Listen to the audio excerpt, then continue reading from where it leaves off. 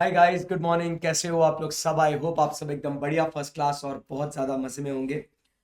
दोस्तों, कल हम लोग ने बातचीत करी थी अबाउट एक ओवरऑल पिक्चर हम लोग ने बिजनेस का लिया था। और उसमें हम लोग ने देखा था कि इन्वेस्टिगेशन करने के लिए अलग अलग चीज़ें हम लोग ने कैसे देखनी है। आज अभी हम लोग बात करेंगे स्पेसिफिकली अलग अलग जो पर्पस के लिए जो इन्वेस्टिगेशन किया जा रहा है, वो इन्वेस्टिगेशन हमने कैसे करना है, क्या क्या चीज़ें देखनी है, उसको समझना है। वापस से आपको मैं बता दूं कि हम लोग जो ये डिस्कशन करने वाले हैं, बहुत बेहतरीन रहेगा, ये बहुत मजा आएगा आप लोगों को। और मतलब आप ये समझना कि ये आप काम जो कर रहे हो, you actually feel that work. ये मैं आपको बोल रहा हूं तो आपने इमेजिन करना है ये सब चीजें। तो ऑटोमेटिकली आपको वो स्टेप्स जो आप वॉक थ्रू करोगे मेंटली, आपको ये चीजें ऑटोमेटिकली ध्यान में आ जाएगी। ठीक है, चलिए शुरू करते हैं। Non statutory, the non-statutory investigations are listed below। एक पार्टनरशिप फर्म में इनकमिंग पार्टनर आ रहा है, उसके लिए है। तो चलिए पहला इन्वेस्टिगेशन शुरू करते हैं। आपके पास क्लाइंट आया है। क्लाइंट कौन है? एक पार्टनर है। वो बोलता है कि सर, मुझे एक पार्टनरशिप फर्म ज्वाइन करनी है, XYZ and company, XYZ and company एक पार्टनरशिप फर्म। ठीक है, इस पार्टनरशिप फर्म में क्या हुआ? इस पार्टनरशिप फर्म में मिस्टर ए को ज्वाइन करने का है। Who wants to join? Mister A wants to join. अब मिस्टर ए को ज्वाइन करने का है तो मिस्टर ए से जाहिर सी बात है कैपिटल कंट्रीब्यूशन मांगा गया होगा, उससे गुडविल का पैसा मांगा गया होगा। और वो सोच रहा है कि क्या मैं इस फर्म को ज्वाइन करूं। तो उसको ये सोचना है कि यार, मैं इस फर्म को ज्वाइन करना चाहता हूं, बट क्या ये मेरे लिए सही होगा क्या? तो आप बहुत सारे डाउट्स आपके मन में होंगे। मेरे को कितना प्रॉफिट मिलेगा? गुडविल जो दे रहा हूं वो सही है क्या? मेरी लाइबिलिटीज क्या होगी? मेरी रिस्पॉन्सिबिलिटीज क्या होगी? क्योंकि जो XYZ जो ये पार्टनर्स है, ये तो इसको बोल रहे नहीं नहीं, आजा आजा भाई आजा, बट ऐसे कैसे ज्वाइन कर लो? क्योंकि जब इसके बाद मिस्टर ए XYZ को ज्वाइन कर लेंगे तो जो भी प्रॉफिट या लॉस XYZ का था, अब वो मिस्टर ए के माथे पे भी आ गया। जो भी एसेट लाइबिलिटीज XYZ की थी, तो वो मिस्टर ए की भी आ गई। जो भी लीगल केसेस XYZ के थे, वो मिस्टर ए के भी हो गए। भाई, ये तो पार्टनरशिप में ज्वाइन कर रहा ना, तो आज से जो कुछ उनका था, अब ये इसका भी हो जाएगा। तो इसीलिए सवाल ये है कि क्या मिस्टर ए ने इस पार्टनरशिप फर्म को ज्वाइन करना चाहिए? तो उसके लिए उसके दिमाग में बहुत सारे प्रश्न उठ रहे हैं, बहुत सारे क्वेश्चंस आ रहे हैं। तो इतने सारे क्वेश्चंस को रिजॉल्व करने के लिए क्या करना चाहिए? तो ये आपके पास आ गए। और आप जो ठहरे चार्टर्ड अकाउंटेंट, उन्होंने कहा कि सर, मैम, प्लीज इसे इन्वेस्टिगेट करके दीजिए। तो ये हमारी कहानी है। तो हमें मिस्टर ए की मदद करनी है। शुरू करें? Yes. So the general approach of investigating accountant in this type of investigation more or less similar irrespective of the nature of the firm। मतलब बिजनेस के हिसाब से चेंज हो जाएगा। primarily an incoming partner would be interested to know whether the terms offered जो ए को terms offer किए हैं are reasonable having regard to the nature of the business. उसे क्या टर्म्स ऑफर किए हैं, कितना उसे प्रॉफिट में शेयर दिया जा रहा है, बराबर है। So having regard to the nature, profit, capital contribution, etcetera. And the personal capabilities of the existing partners, and whether he would be capable of deriving the continuing benefit by way of return on capital. मुझे क्या चीजें offer कर रहा है ये, क्या ये मुझे लॉन्ग टर्म में भी क्या मेरे लिए ये फायदेमंद होगा, right, and which can be justified by the overall economic conditions prevailing, other considerations such as his own personality and achievements. जाहिर सी बात है उसका भी काम क्या है क्या नहीं है उसके हिसाब से. He would be interested to ascertain the capital to be contributed by him would be safe and applied usefully. So ये जो तीन बातें जो मैंने आपके सामने यहाँ पे आपको हाईलाइट करके दी है, ये बेसिकली उसकी चिंता है. देखो इसके अंदर जो बीच बीच में जो बहुत सारे टर्मिनोलॉजीज, बहुत सारी कुछ चीजें लिखी है, ये आप फिलर्स के तौर पे इसको पढ़ के इसको लिख देना. बट बेसिकली आपके सामने जब मिस्टर ए आया है तो वो क्या चीज़ें के लिए आया है, आपसे आपसे क्या रिक्वेस्ट कर रहा है कि सर यार बताओ यार, ये लोग मुझे ना इतना प्रॉफिट ऑफर कर रहे हैं, इतना गुडविल मेरे से मांग रहे हैं, बराबर है कि नहीं, तो क्या मैं ये ज्वाइन करूँ, क्या क्या मुझे ये लॉन्ग टर्म में बेनिफिट्स मिलेगा क्या, सर वो कितना कैपिटल कंट्रीब्यूट मांग रहे हैं, क्या वो सही होगा क्या, तो थोड़ा आप इसको कुछ प्लीज सर, बस यही है. So here we go then the steps inward. तो हम बोलेंगे चिंता मत कर बेटे,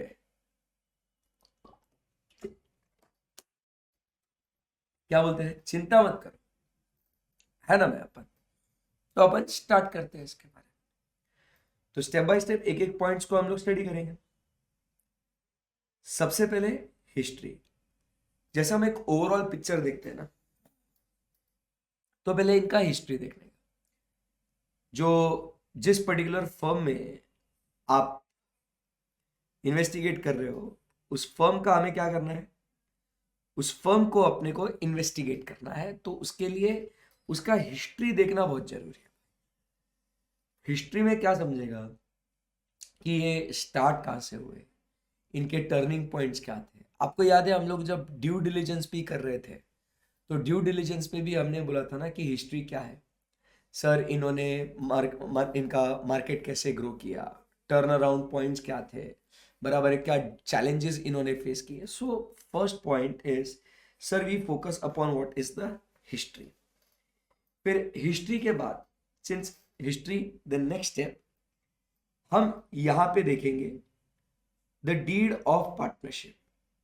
तो बेसिकली यहां पे पता चलता है कि अभी हिस्ट्री जान ली, अब इनके फॉर्मेलिटीज लीगैलिटीज के बारे में अगर स्टडी करना है तो ये कहाँ पे पता चलेगा अपने को, तो इनके पार्टनरशिप डीड, इनका बिजनेस का नेचर क्या है, इनका कैपिटल कंट्रीब्यूशन क्या है, इनका इंटरेस्ट रेट्स क्या है, मतलब ये कैपिटल पे इंटरेस्ट देते हैं क्या, तो ये सारी बातें, कौन पार्टनर्स है, तो ये सब बातें अपने को पार्टनरशिप डीड से समझेगी. देखो मैं आपको मेन चीजें बता रहा हूँ, मेन चीजें वो आपको समझ में आ गई.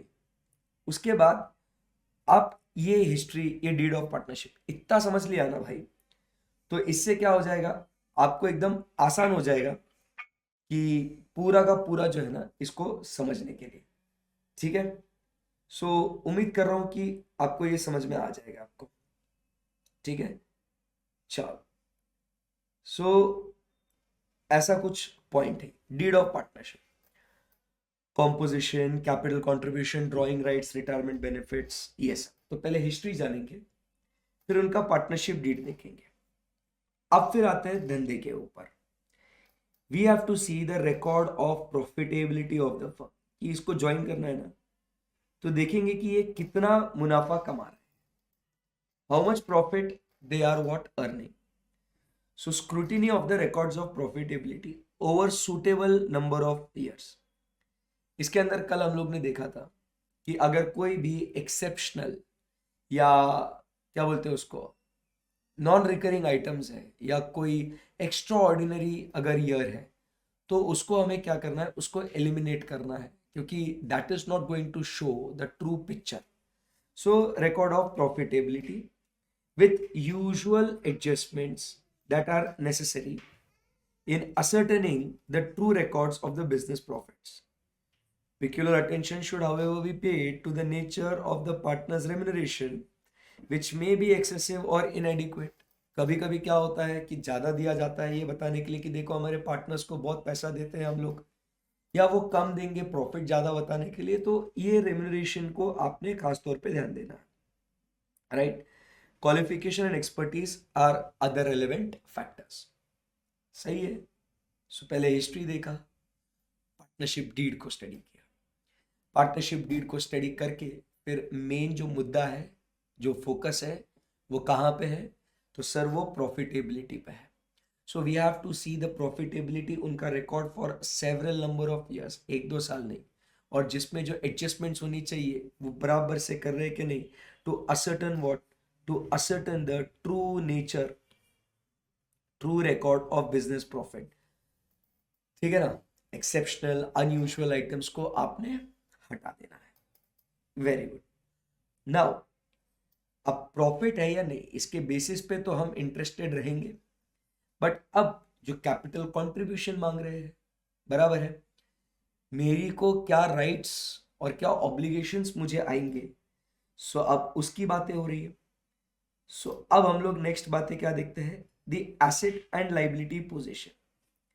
नेक्स्ट पॉइंट क्या देखते हैं बच्चों, the asset and liability position. क्योंकि अब मैं अगर आपका ये फर्म ज्वाइन करूंगा तो क्या एसेट्स मेरे नाम पे आएगी और लाइबिलिटीज क्या मुझे चुकानी पड़ेगी, ये भी तो देखना पड़ेगा। Yes sir. So determine the tangible assets that is banking the partners investment, कि मुझे क्या, ये पैसा लगा होगा तो क्या क्या मिलेगा, किसमें हिस्सा मिलेगा मुझे, and the intangibles like goodwill, know how, patent etcetera. Also the impending liabilities, बराबर है, the pending liabilities, including contingent liabilities and those pending tax assessments in case of the firms rendering services। अभी ये आपको समझ में आ गया ना, liabilities भी तो है, टैक्स असेसमेंट, क्योंकि कल चल के आपको पता है कि पार्टनर्स की लाइबिलिटीज जो है वो अनलिमिटेड है, तो अगर ये XYZ अगर भर नहीं पाए तो भैया ए को तो यो खड़े खड़े लूट लेंगे ये लोग तो। ठीक है ना। तो इसीलिए एसेट्स, मैं इतना कैपिटल कंट्रीब्यूशन कर रहा हूं तो उस कैपिटल कंट्रीब्यूशन से मेरे नाम पे कितनी चीजें आएगी ये ध्यान में रखना है मुझे। ठीक है। सो ये ऐसा, और अगर ये फर्म कोई सर्विसेज प्रोवाइड कर रही है, बराबर, so the question of tangible asset banking, tangible asset banking is not important, क्योंकि सर्विस में इंपॉर्टेंट एसेट्स नहीं है, कौन लोग वो सर्विसेज प्रोवाइड करते हैं वो है, right. So provided the firm's profit record, business coverage, standing of the partners are the acceptable order, कि business coverage कितना है। सर्विस के लिए क्या देखते हैं अपन, सर्विस के लिए कि सर्विस में अपन क्या देखते हैं कि इधर मालिक business coverage, standing of the partner. Standing मतलब अपन क्या बोल रहे हैं यहाँ पे कि उसका रेप्यूटेशन क्या है मार्केट में। ठीक है ना, क्योंकि सर्विस प्रोवाइडर वाले का जो होता है ना, वो मार्केट में उसका नाम बोलता है भाई, रेप्यूटेशन। सो वो कितना है मार्केट में, उसको अपन को स्टडी करने का है। Got it. So it is important. So first 4 points when we are investigating the partnership firm on behalf of the incoming partner, समझ में आया क्या आपको। तो पहले उसका history, partnership deed, composition of partners, drawing powers, capital contribution, interest, ये समझने के लिए। फिर profitability records and then assets and liabilities, की क्या मेरे को कितना बैकिंग मिल रहा है, जो पैसे लगा रहा हूं उसके हिसाब से। अब आगे, अब यहां से अब बिजनेस के डेप्थ में चलते हैं अपन। ठीक है ना। तो बिजनेस के डेप्थ में चलते हैं, तो अपन बात कर रहे हैं the position of the orders eight hand, मतलब तुम्हारे पास अभी कितने ऑर्डर्स है, मतलब तुम्हारा बिजनेस कैसे चल रहा है ये समझ में आएगा।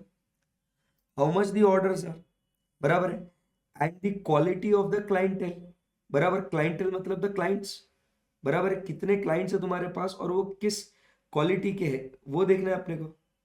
ठीक है। So the quality of clientele should be thoroughly examined in which the firm is presently what operating. So position of orders, and quality of client है। तो कितने नंबर ऑफ ऑर्डर्स है, कैसे तुम्हें ऑर्डर्स आते हैं, बराबर के नहीं। सो ये आपको देखना है, बराबर है। How much the pending orders are, हम लोग कितना डिस्पैच कर रहे हैं, पूरा पोजीशन, ठीक है।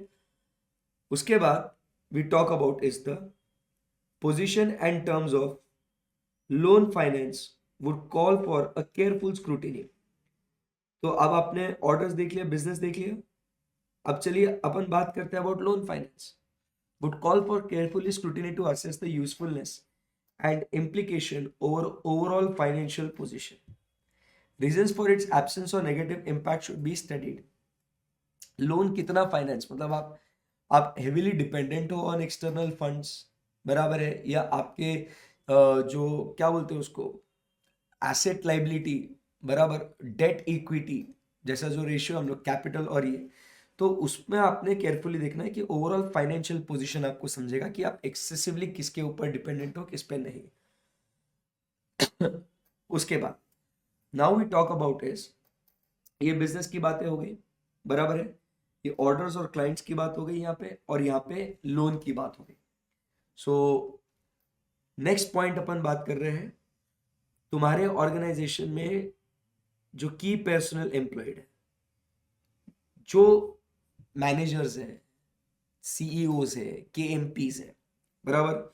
सो whether there is likelihood of their leaving the organization, क्योंकि अगर वो चले गए तो जैसा धंधा आपका हो रहा है वैसा नहीं हो सकता है ना, तो वो की पर्सन चाहिए ना। वो मैनेजर बहुत अच्छे तरीके से फर्म को मैनेज कर रहा है, बिजनेस ग्रो कर रहा है, बट अगर वो चला जा रहा है तो फिर प्रॉब्लम है ना, बराबर। वो मैनेजर है तो उसके से कोई होता है ना, पार्टनर कुछ भी हो जाए, अब जैसे कितने सारे होटल्स हम लोग देखते हैं, पार्टनर्स होते नहीं हो तो पैसा लगा के चले जाते हैं, वो मैनेजर है वो पूरा बिजनेस को ग्रो करता है, होटल का ब्रांडिंग, क्लाइंटेल, कस्टमर्स, वो सब देखता है वो। बट अगर वही छोड़ के जाने वाला है तो फिर उसका कुछ वो फर्म इन्वेस्टमेंट करके कोई मतलब नहीं है, तो ये भी हम लोग को देखना है यहाँ पे। सो ऑर्डर्स, क्लाइंटेल, लोन फाइनेंस, की पर्सनल, ठीक है। उसके बाद तुम्हारे कॉन्ट्रेक्चुअल एंड लीगल ऑब्लिगेशंस, तुम्हारे कॉन्ट्रेक्चुअल और legal obligations, right, should be ascertained by the nature and nature studied. It may be the case that the firm has standing agreement with the employees as regards to salaries, wages, bonus, gratuity, and other incidental. Full impact of such standing agreements would be gauged before the final decision is reached. एक employees का हो गया ये। दूसरा आपका क्या बोलते हैं कि लीज का आपका हो सकता है, बराबर है, उसका आपका एक कॉन्ट्रैक्ट हो सकता है, तो जिसके अंदर अपन क्या बोलते हैं कि जो लॉक इन पीरियड होगा, आप बिजनेस करो या मत करो, लॉक इन पीरियड होता है कि आपको कंपल्सरीली इतने साल तक तो उसका लीज आपको भरना है, तो वो कॉन्ट्रेक्चुअल ऑब्लिगेशंस भी आपने ध्यान में रखनी है, ठीक है। सो क्या क्या बातें हो गई यहाँ पे EFGH के लिए, तो आपके ऑर्डर्स, आपका क्लाइंट है, तो इसके बारे में आपको पता चलेगा कि how the business is performing. पता क्या चलता है इससे, हाउ बिजनेस, ये सारे जो पॉइंट्स है ना ये, ठीक है ना, ये सारे पॉइंट्स इधर जो हम लोग देख रहे हैं यहाँ पे EFGH, इससे हम लोग फोकस क्या कर रहे हैं,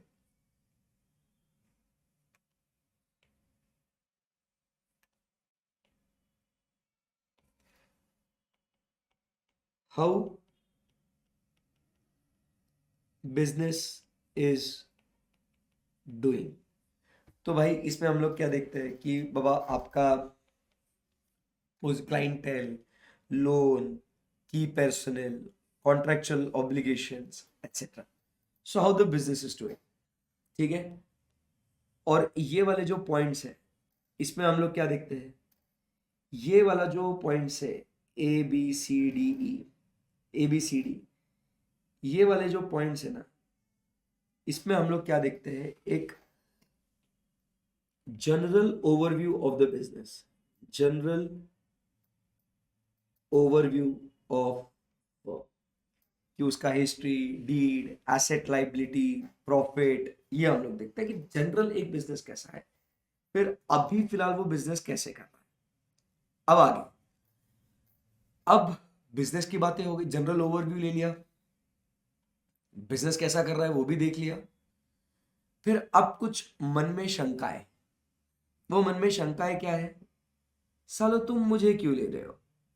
तुम्हारा ऑलरेडी एक फर्म है, तो why are you taking me? Reason for admission, why are you taking me? ऐसा मन में एक सवाल आता है ना, स्केप्टिकल हो जाते हो अपन कि मुझे क्यों आपके फर्म में आप लिए जा रहे हो, what is the reason to be ascertain कि मेरे आने की वजह से आपके बिजनेस में कुछ चार चांद लगने वाले हैं, या आपको पैसा चाहिए इसीलिए, मेरे कॉन्टैक्ट्स, मेरा टेक्निकल नॉलेज। क्योंकि इनकमिंग पार्टनर कुछ ना कुछ तो टेबल पे रखेगा ना कुछ तो कंट्रीब्यूट करेगा, वो कुछ फायदा तो देगा। It should B ascertained and whether the same synchronizes with the retirement of any senior partner whose association may lead to have a considerable bearing on the firm's success. bearing मतलब impact। उसके बाद आपने अभी यहाँ पे sceptical हो रहे हैं थोड़े, कुछ मन में जो शक है ना, उसके सवाल हम लोग उठा रहे हैं यहाँ पे। उसके बाद appraisal of the record of capital employed and rate of return. अब कितना रिटर्न मिलेगा, मेरा पे बैक क्या रहेगा? पे बैक मतलब कब तक मेरा पैसा ये फ्री हो जाएगा? मैंने 10 लाख रुपए लगाए, तो मेरे को सालाना कितने पैसे दोगे आप? So that I can compare it with the alternative business avenues. Avenues का मतलब क्या होता है? बिजनेस एवेन्यूज मतलब यहाँ पे बिजनेस अपॉर्चुनिटीज। अल्टरनेटिव एवेन्यूज मतलब क्या कह रहे हैं बच्चों यहाँ पे? अपॉर्चुनिटीज। ठीक है। सो इस हिसाब से हम लोग डिसाइड करेंगे if any along with the admission of the partner. ठीक है। Then it would be useful to have the first hand knowledge about the specialization if any attained by the firm in its activities, कि क्या तुम specialised हो क्या इसके अंदर। ठीक है, ऐसा। फिर computation of goodwill, super profit method, अलग अलग मेथड्स है ना, तो आपने गुडविल कैसे कंप्यूट किया? Whether any special clause exist in the deed of partnership, कि जैसे कोई पार्टनर जो है उसका मर गया, पार्टनर अगर मर गया तो उसके जो लीगल हायर्स है उनको हम लोग क्या करेंगे? पालेंगे पोसेंगे, उनको कुछ एक नॉमिनल हम लोग देंगे, बराबर है, to allow admission in future of a new partner या ऑन कंसेशनल टर्म्स एटसेट्रा।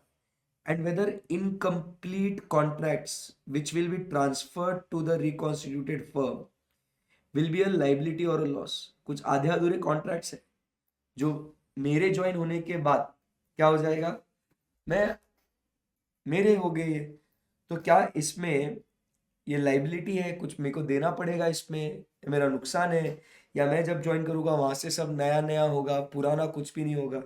तो ऐसा है। तो ये वाले जो पॉइंट्स है ना, एक नॉर्मल इंसान के मन में कैसे सवाल आते हैं, तो ये जो है एक क्वेश्चंस है, मन की शंकाएं है, बराबर। यहाँ पे स्केप्टिकल हो रहे हैं थोड़े, या क्वेश्चंस जो है आपके, या मन के अंदर कुछ डाउट्स है, तो इनको हमें यहाँ पे शांत करना है कि आप हमें क्यों ले रहे हो, बराबर है। मेरे को जनरली ये नेचुरली आना चाहिए आपके मन में। देखो, इसको लर्न नहीं करना होता है, लर्न करेंगे तो कोई मजा ही नहीं है इसके अंदर, ठीक है ना। और लर्न करके क्या ही फायदा होगा? तो आपको बस ध्यान में रखना है कि मुझे क्यों ले रहे हैं, क्या फायदा होगा, बराबर। मुझे अगर आप ज्वाइन करा रहे हो तो रीजन आपको जानना है।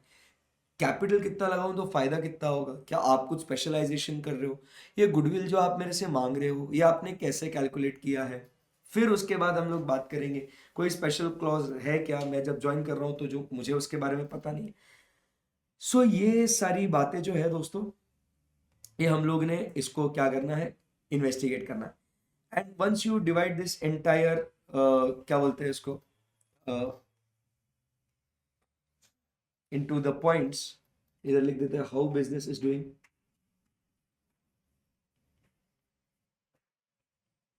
how business is doing.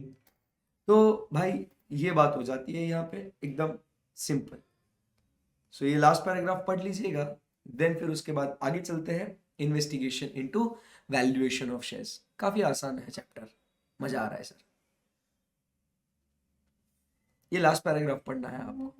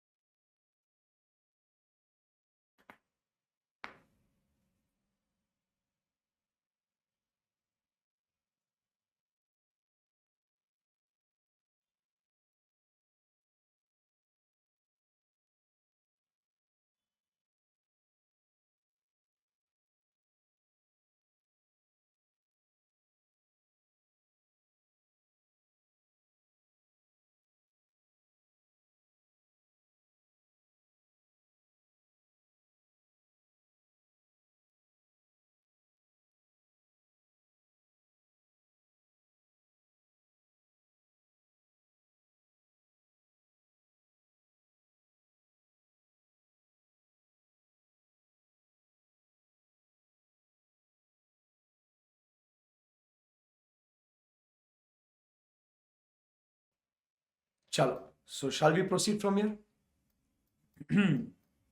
Okay,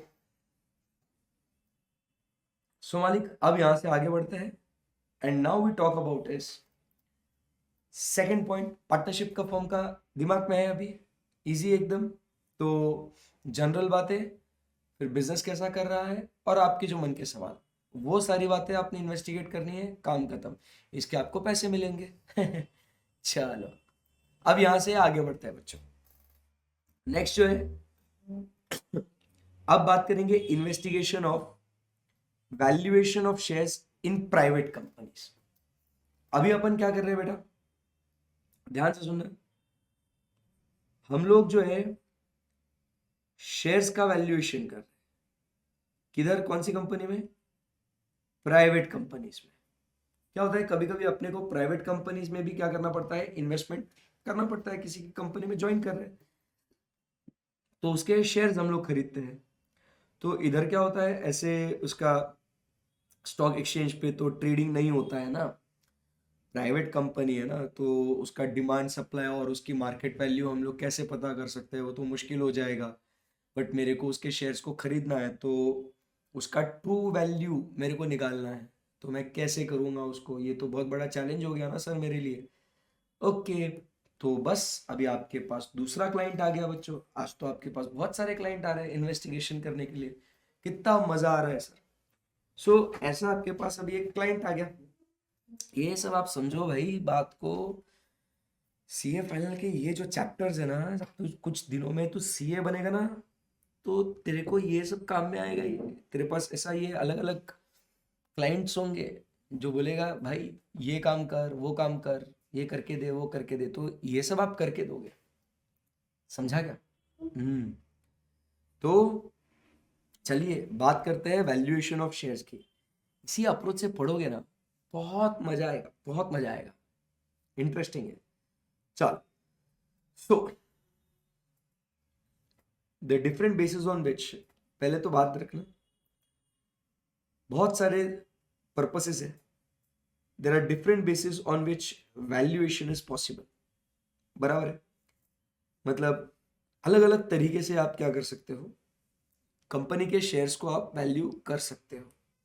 ठीक है, द नेसेसिटी वो अपन देख लेंगे अभी। ये जो है ना डिफरेंट बेसिस है, तो ये हम लोग यहाँ पे डिफरेंट बेसिस देखेंगे।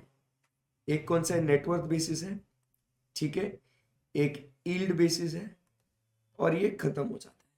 टेंशन नहीं है, एकदम आराम से। बस ये दो बेसिस पढ़ना है, बात खत्म है। बस थोड़ा क्या है वापस से, ये मैंने क्या किया है इस चैप्टर में, कुछ खास मैंने एडिटिंग नहीं करा है। क्यों? क्योंकि कहीं से भी कुछ भी एमसीक्यू आ सकता है ना, तो इसके लिए मैंने सोचा कि चलो रहने दो इसको, ऐसे ही थोड़ा डिटेल में यूं ही पढ़ लेंगे। बट एग्जाम वाइज देखा जाए तो मैं जो हाईलाइट या जो मेन पॉइंट्स आपको बता रहा हूँ उतना लिख लिए, काम आसान है एकदम। सो क्या हुआ यहाँ पे, आगे बढ़ते हैं हम लोग। सो इधर बोल रहा है कि डिफरेंट बेसिस के थ्रू हम लोग वैल्यूएशन कर सकते हैं, on which valuation is possible. So वो हम लोग देखेंगे आगे, जो बताया आपको नेटवर्क बेसिस और यील्ड बेसिस पे। अभी नेसेसिटी क्या है, is the company must restrict the transfer of it shares, बराबर। For valuation of shares of private company arises, for under Companies Act a private company must restrict the transfer of shares. In consequence, the shares of private company do not have the free market, बराबर। private company do not have free market in which their prices could be determined by interaction of the demand and supply forces. Necessity, ये इसकी need क्या है। मैंने कहा ना कि ऐसा इसको ट्रेड थोड़ी करते हैं, बराबर है, कंपनीज ट्रेडिंग नहीं करते इसको, तो इसके लिए there is no market forces for demand and supply, बराबर है। सो प्राइस डिटर्मिनेशन करना है, बराबर है कि नहीं। So in respect of equity shares there are two main methods of valuation. According to the first method, the value is determined based on what? The net worth of the company, ठीक है। और net worth में क्या होता है, it is simple, यहां पे अपन लिखते हैं नेटवर्थ में क्या होता है कि नेटवर्थ इज इक्वल टू, आपको कंपनी का पहले नेटवर्थ ट्रेस करना है कि what is the net worth of the company, and ये नेटवर्थ को, since it the method is what net worth, इसको अपने को डिवाइड करना है with what, the number of outstanding shares. तो इससे जो है आपको मिलेगी बुक वैल्यू पर शेयर। और बुक वैल्यू पर शेयर क्यों बोल रहा हूं, क्योंकि नेटवर्थ ये कंपनी के बुक्स ऑफ अकाउंट्स के हिसाब से तो डिटरमाइन करेगा ना तू, तो उसके हिसाब से हम लोग कैलकुलेट करेंगे उसको।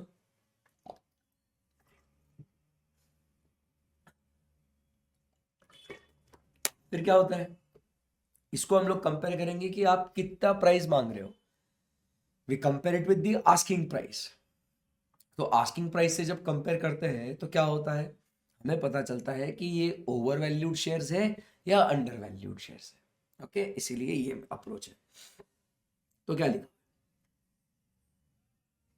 The amount of net worth is divided by the number of shares comprising the equity capital to arrive at the value of one share। समझ में आया आपको जो ये यहां पे लिखा है मैंने।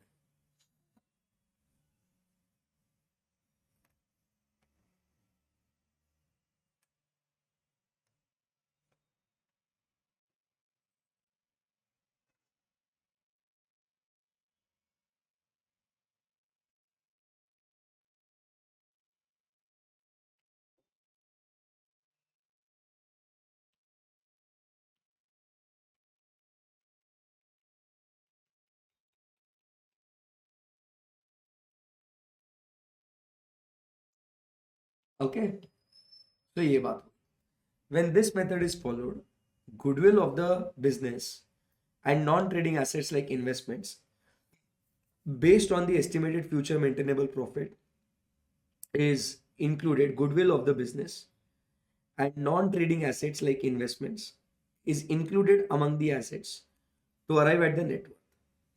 सेकेंड मेथड अपने पास जो है वो है कौन सा, सेकेंड मेथड जो है वो है average profit earned by the business during the preceding 5 to 7 years।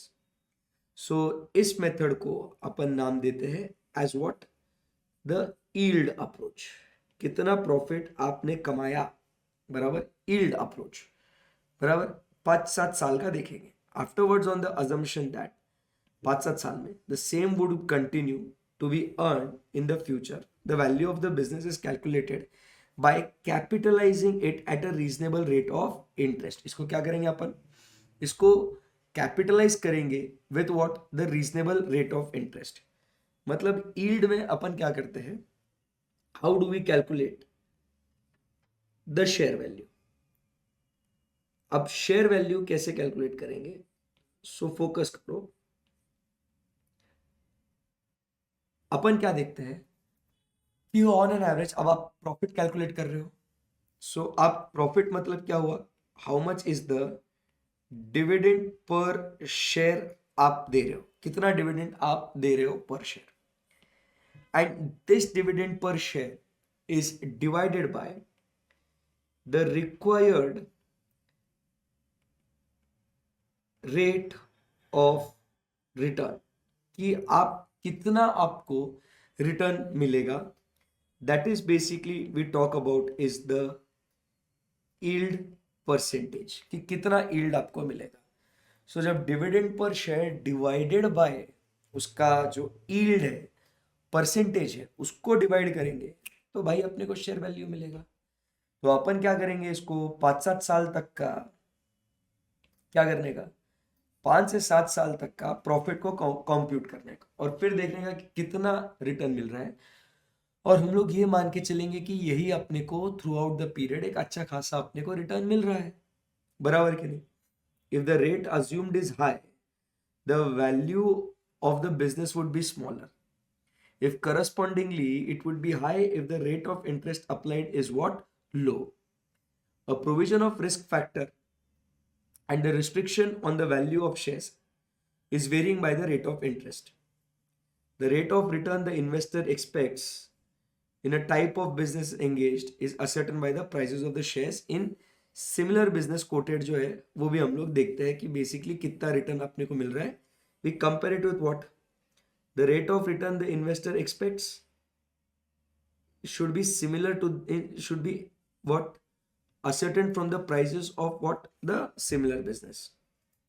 So ऐसे हम लोग क्या करते हैं दोस्तों, ये बेसिकली वैल्यूएशन हम लोग करते हैं। तो बेसिक आप कंटेंट आपको क्या मिलता है यहाँ पे, कि अलग अलग अप्रोचेज है अपने पास, फ्रीली ट्रेड नहीं होते, इसके लिए वैल्यूज पता नहीं है, तो इसके लिए दो मेन अप्रोचेज है। तो एक अपने लिए है नेटवर्थ अप्रोच, ठीक है, और दूसरा है अपने पास yield approach, that is average profit. एक बार ये पूरा पैराग्राफ ये पढ़ लीजिएगा, फिर हम लोग दोस्तों आगे उस मेथड को डिटेल में पढ़ते हैं।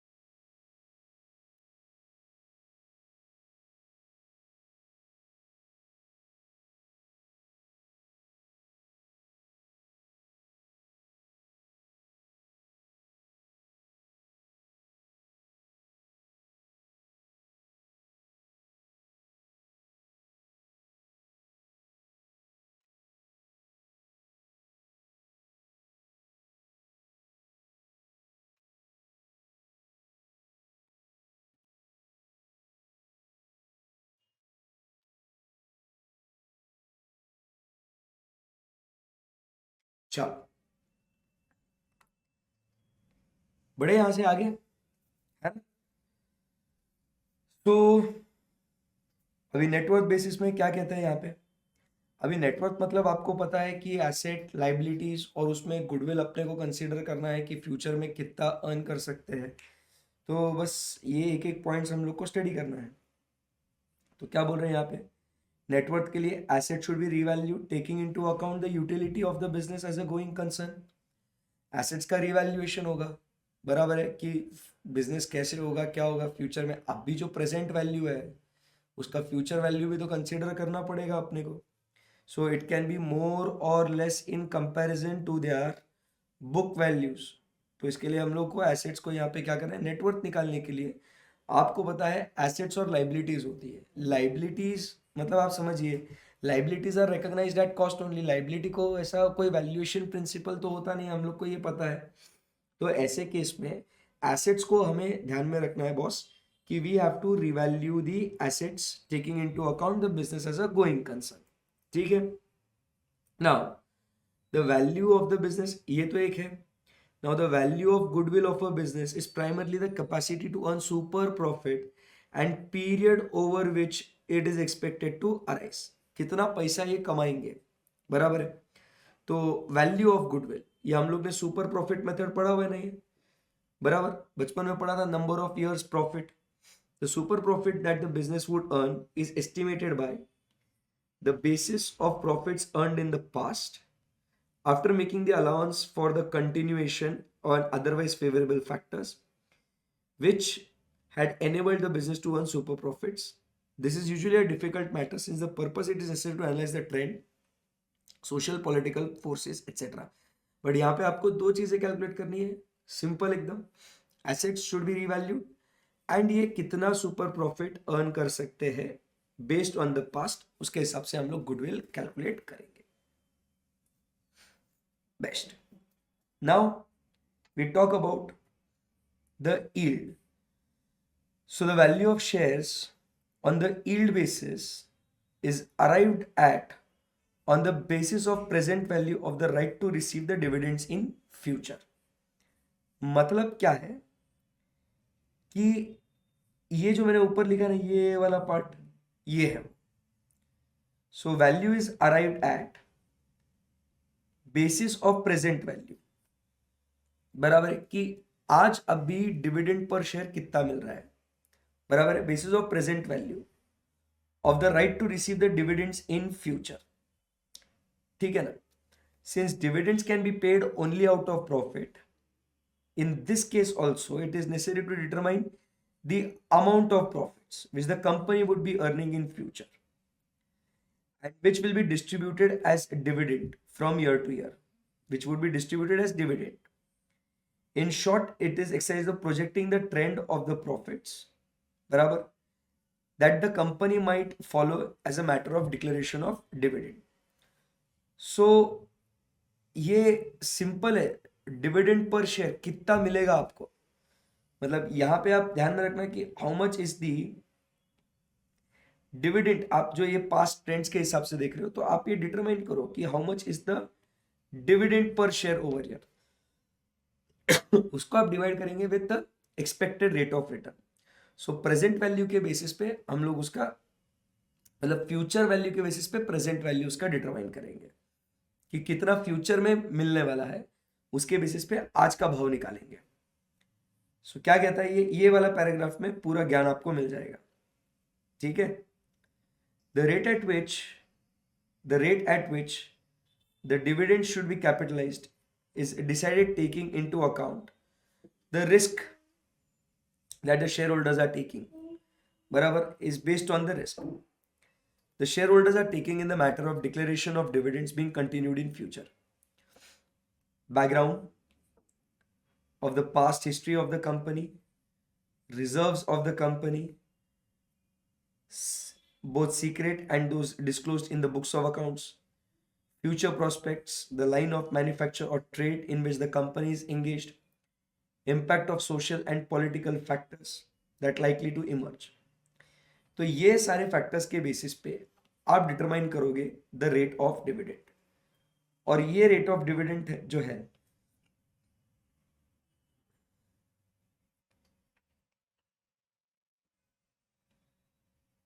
ये रेट ऑफ डिविडेंड है, बराबर है, कि आप कितना एक्सपेक्ट करोगे। तो ये इन सारे पैरामीटर्स को आप ध्यान में रखोगे, इसके दायरे में रहते हुए हम लोग कहेंगे कि ओके कितना काम करना है। Since effect of this factors is reflected in the price of which the shares of the companies engaged in the similar trades, and जो ऐसे सिमिलर कंपनीज हैं are quoted on the stock exchange, तो ऐसे business के stock exchange पे क्या prices है। This would help him to know the rate at which the dividends were being capitalized. He should adopt the average rate of return, make due allowance for the factors of peculiar cases, restriction on transfer, majority holding. In any valuation of shares with the transfer of shares control is also to pass a separate value asserted for control and added value otherwise obtained either on net worth or yield basis. तो आपने बस ये इधर जो है ये paragraph का summary अगर आप ध्यान में रखो, factors to be considered to determine rate of dividend, ROD, rate of dividend. And यहाँ पे इस पैराग्राफ में वो मेथड बोलता है कि ओके ये फॉर्मूला है, ये मेथड है, ठीक है।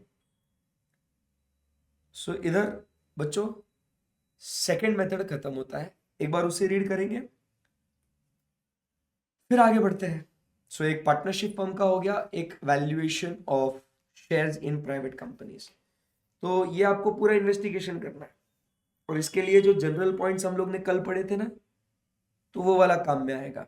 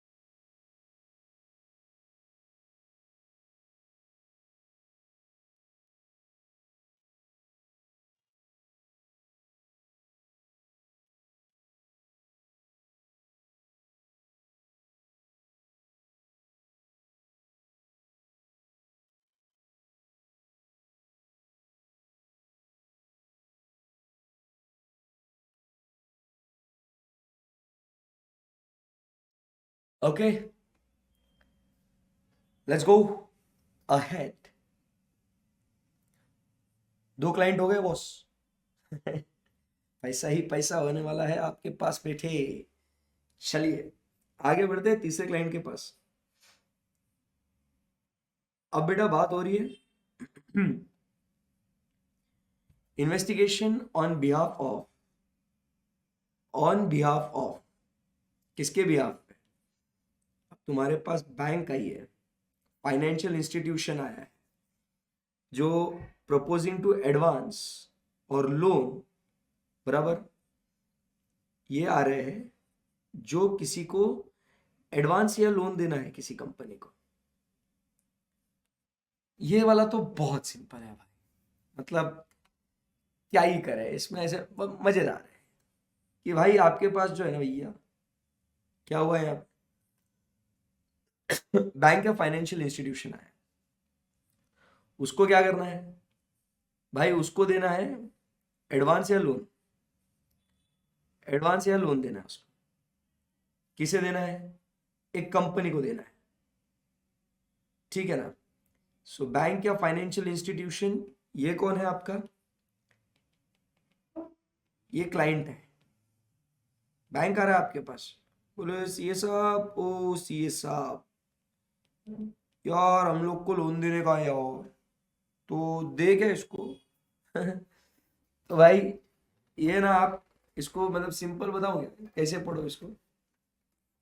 आप आपके दोस्त को पैसा दे, मतलब ये जो पॉइंट्स लिखे ना यहाँ पे ऐसे 8 पॉइंट्स, और ये इसके नीचे से कितने पॉइंट्स है उसको लोन देने के लिए, ये देखो इधर तक। ऐसे ये दोस्त को देने के लिए पैसा, जब आप इतनी बातें सोचते हो ना, बस वही बात है ये इधर, इधर तक। तो बस जब देना है किसी कंपनी को पैसा, तो आपके दोस्तों को अगर पैसा देना है तो कौन सी बातें आपने सोचनी है, इसके बारे में ये बातें हो रही है।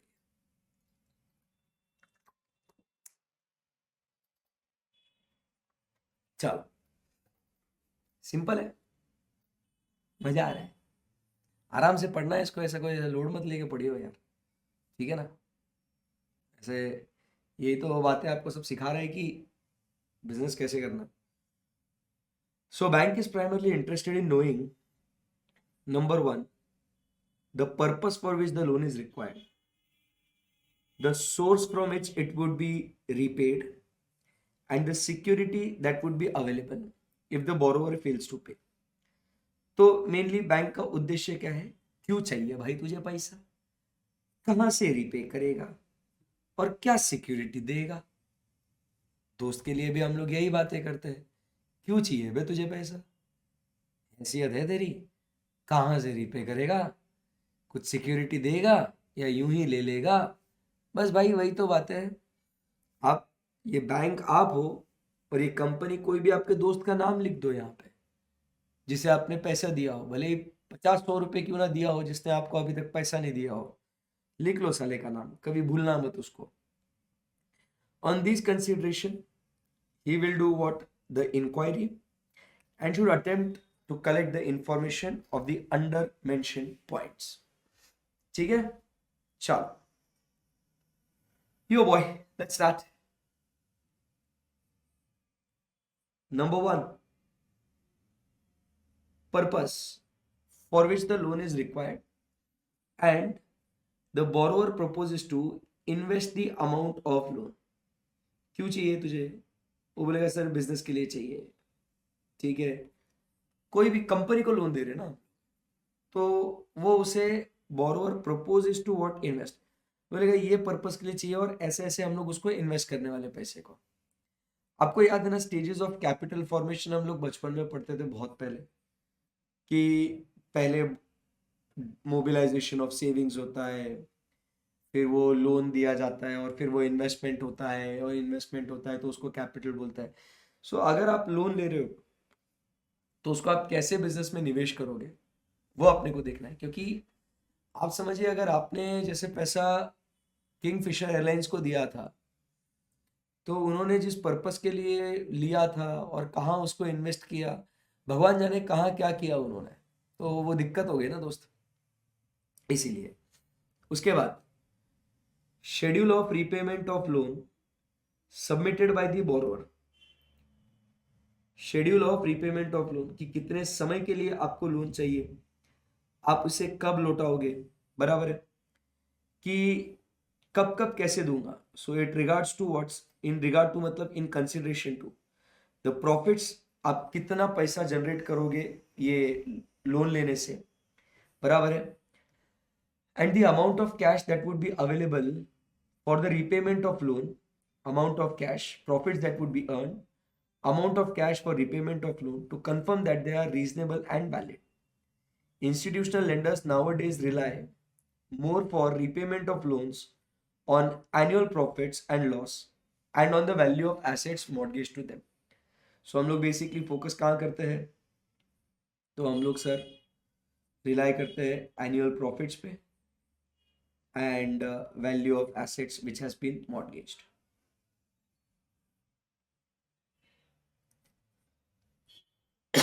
पर्पस पता चल गया, कैसे निवेश करेगा, उससे कितना पैसा जमा करेगा, कैसे कैश अवेलेबल रहेगा तो कितना प्रॉफिट है। फिर उसके बाद जिन्हें लोन देना है उनका financial standing and reputation, for business integrity enjoyed by the directors, whether the company is authorized by memorandum and articles of association, कि ये लोन ले सकते हैं क्या उस पर्पस के लिए, ठीक है। The history of the growth and development, economic position of the company affected by the economic political changes, whether loan application to any other bank was made, किसी और को आपने लोन एप्लीकेशन दिया था क्या, and reasons for the rejection, कहीं किया और आपको पैसा, तो साले तूने तेरे दूसरे दोस्त को पूछा था वो क्यों मना कर रहा है तुझे, वो तो तेरा जिगरी दोस्त था, आज मेरे पास क्यों आया, वैसे ही है। सो बेटा ये हम लोग ध्यान में रखना, ये एमओए एओए की बात क्यों कर रहे हैं, क्योंकि इधर फोकस करना कि लोन अपन किसको दे रहे हैं, कंपनी को। तो हम लोग क्या देख रहे हैं, पर्पस क्या है भाई, शेड्यूल ऑफ रीपेमेंट, कितना कैश जनरेट करेगा, कैश अवेलेबल है क्या रीपेमेंट करने के लिए, क्या कंपनी का एओए एमओए तुम्हें परमिशन देता है क्या, तुम्हारा रेप्यूटेशन क्या है, ठीक है। सो ये सब बातें हैं, हिस्ट्री, इकोनॉमिक पोजीशन, और किसी और ने लोन जो दिया था वो रिजेक्ट किया गया, ठीक है। यस, तो ये बातें हैं यहाँ पे, एक बार रीड कर लीजिए इसे।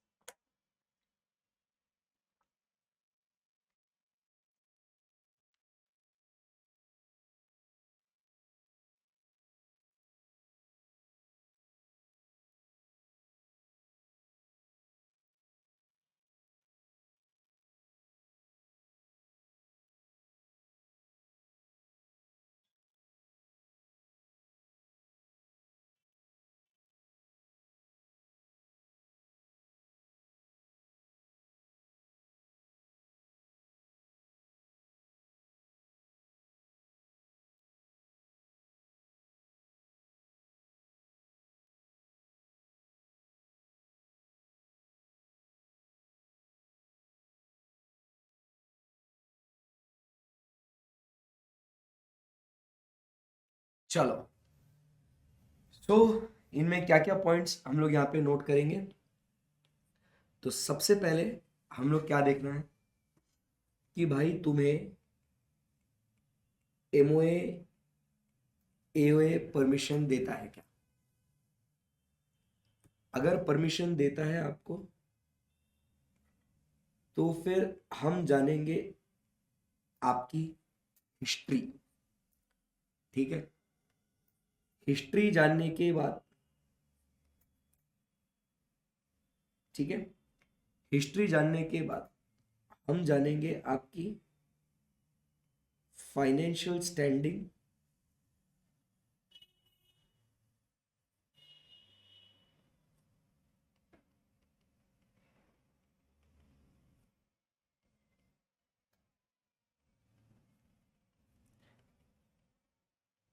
प्लस आपकी मार्केट में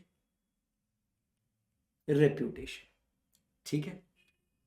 तो उसके बाद फाइनेंशियल स्टैंडिंग से हम पता करेंगे आपकी आर्थिक स्थिति। अगर आर्थिक स्थिति ठीक ना है तुम्हारी, ठीक है, तो आपको लोन ना मिलेगा। तो इसीलिए आपका इकोनॉमिक पोजीशन, जो इकोनॉमिक पॉलिटिकल सोशल चेंजेस से अफेक्ट हो सकता है during the period of loan, तो आर्थिक स्थिति कैसे बनी रहेगी आपकी, हम वो ध्यान रखेंगे। फिर उसके बाद यहां से हम लोग आगे बढ़ेंगे, फिर देखेंगे कि आपने एप्लीकेशन किया था, बराबर है, अब हमारे पास आए थे, बट रास्ते में किसी और के पास भी गए थे जिन्होंने क्या करा, आपका एप्लीकेशन ये रिजेक्ट कर दिया था। तो किसने आपको मना किया, तो जो रिजेक्शन अगर हुआ है, बराबर, तो उसके रीजंस हम लोग समझेंगे कि किसी और ने क्यों रिजेक्ट किया। आप अगर हमारे पास आए हो एप्लीकेशन लेके, तो हमें बताइए आपका पर्पस क्या है और उसे कैसे इन्वेस्टमेंट करोगे, और फिर उसके बाद बताइए the schedule of repayment.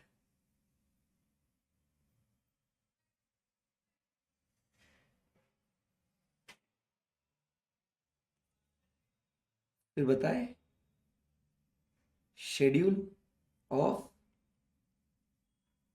Repayment. तो ऐसे जो है ये इजी तरीके से अपने ये सारे पॉइंट्स कवर हो जाते हैं। नोट करो इसके ये पॉइंट्स को याद रखने के लिए, MOA, AOA, history, financial standing, reputation, economic position देखेंगे, एप्लीकेशन, किसी और ने रिजेक्ट किया तो उसके रीजंस,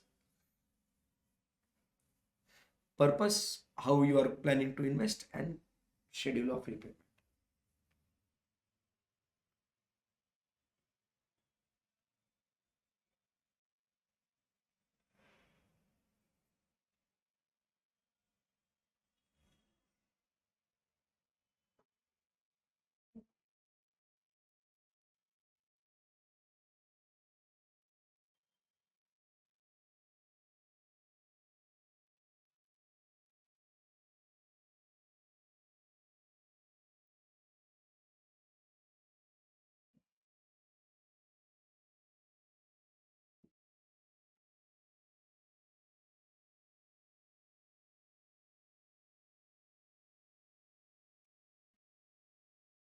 लिख लिया?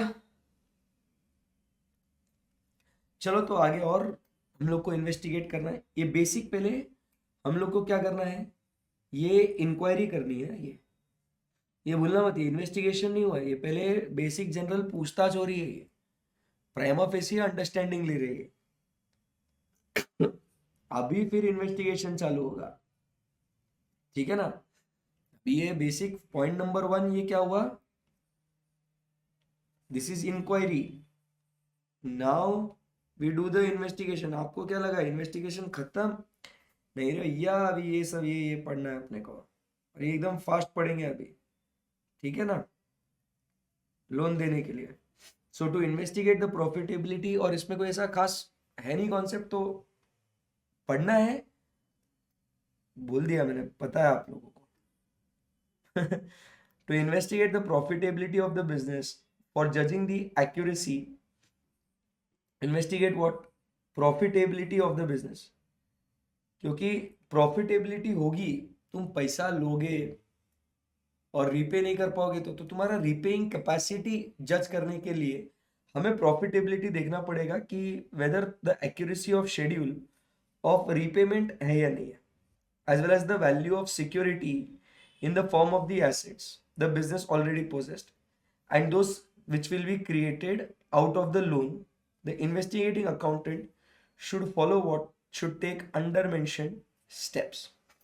तो हमें ये ध्यान में रखना है कि अपन को यहाँ पे नंबर 1 प्रॉफिटेबिलिटी देखना है,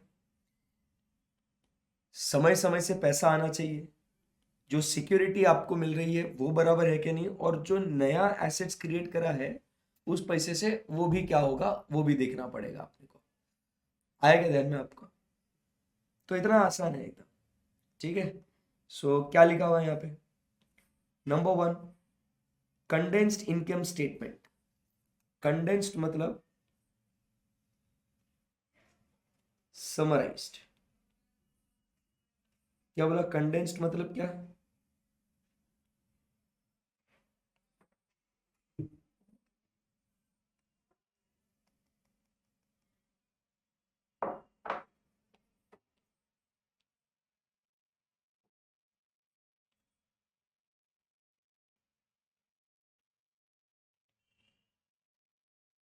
समराइज्ड इनकम स्टेटमेंट बनाना है from the profit and loss account for a period of 5 years।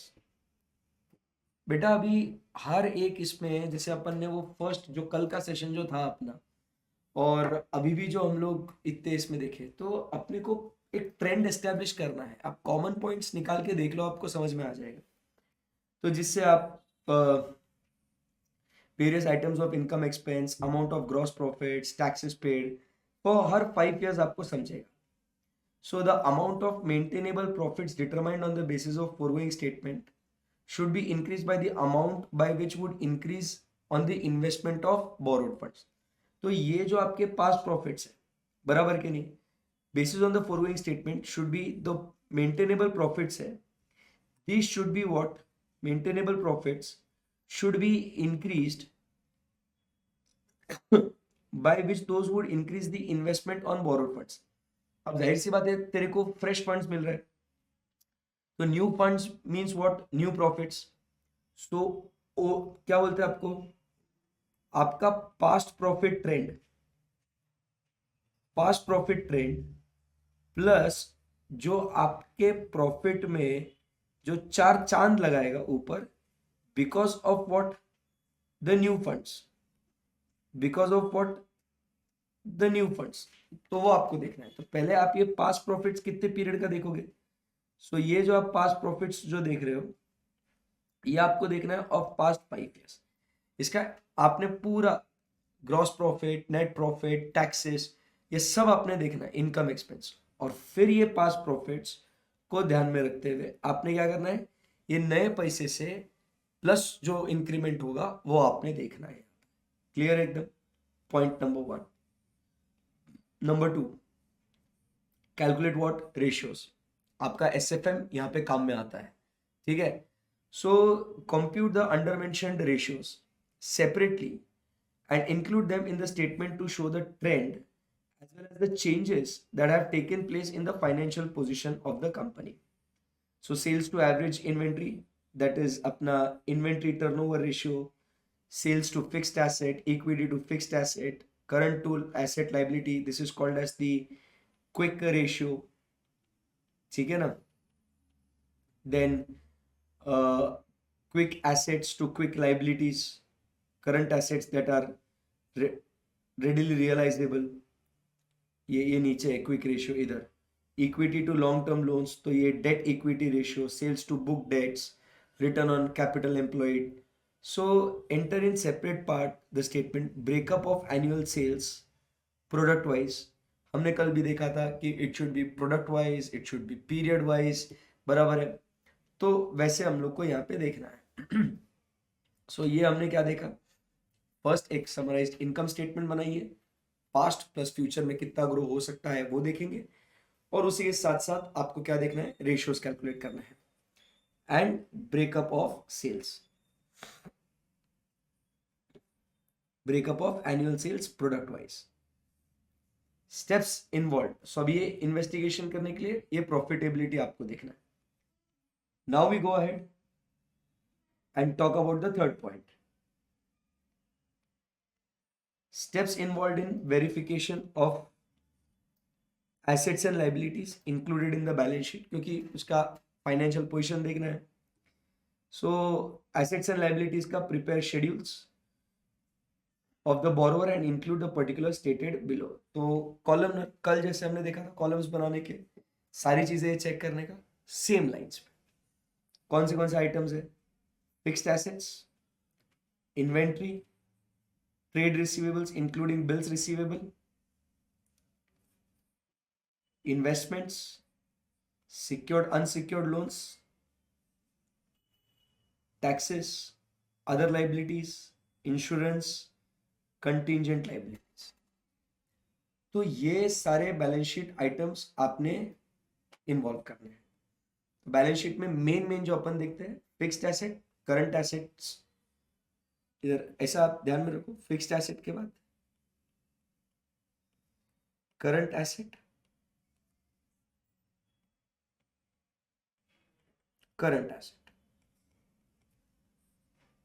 उसके बाद इन्वेस्टमेंट्स, मेन, फिर ये यहाँ पे आ गए अपनी लाइबिलिटीज, ये अपना टैक्सेशन, ये अदर लाइबिलिटीज, फिर general insurance and contingent liabilities. पहले हेडिंग्स को फोकस करते हैं एकदम आराम से। सो क्या क्या बातें हो गई यहाँ पे बॉस।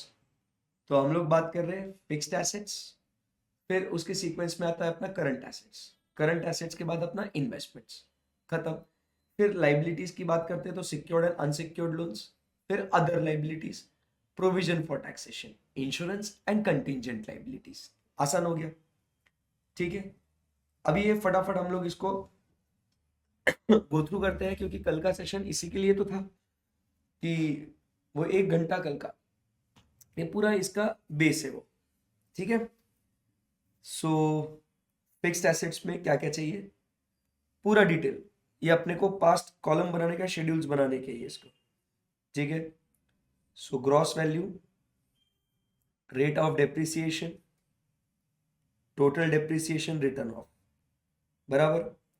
अगर ये इनएडिक्वेट है तो fact should be stated. In case any asset is encumbered, the amount of the charge, encumbered मतलब क्या कि प्रोवाइडेड एज सिक्योरिटी,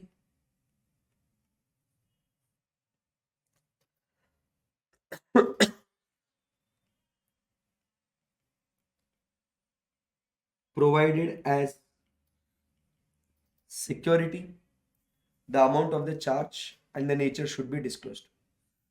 अगर वो एसेट्स रिवैल्यूड हुए हैं तो जो डेप्रिसिएशन जो इंक्रीज या डिक्रीज होगा on revaluation should be stated. कल सेम पॉइंट पढ़ाई, कल के लेक्चर में याद होगा आपको।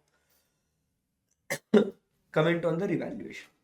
सो फिक्स्ड एसेट में main points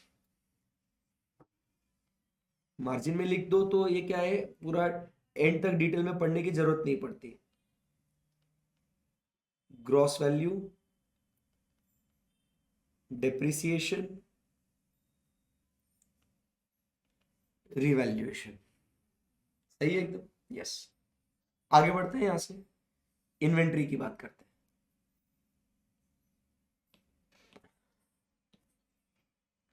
different types of inventory, raw material, work in progress, finished goods, etc. And the basis on which they are valued. Technically, we value it on AS2, cost or NRV, whichever is lower. So, details as regards the nature and composition of finished goods should be disclosed. Slow moving, ये कल का पूरा same है। Slow moving और obsolete item should be separated. Allowances के लिए provision करना है कि नॉर्मल लॉस, ऑब्सोलेसेंस के लिए वगैरह।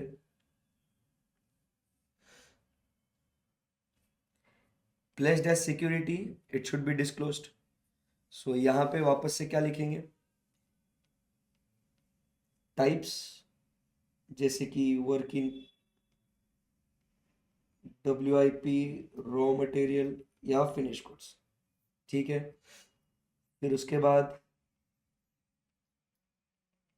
Provision for obsolescence for obsolete items. फिर उसके बाद वो प्लेज किया है तो वो आपको बता।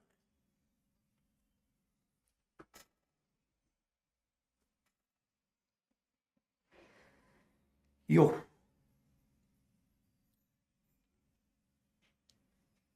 ट्रेड रिसीवेबल्स,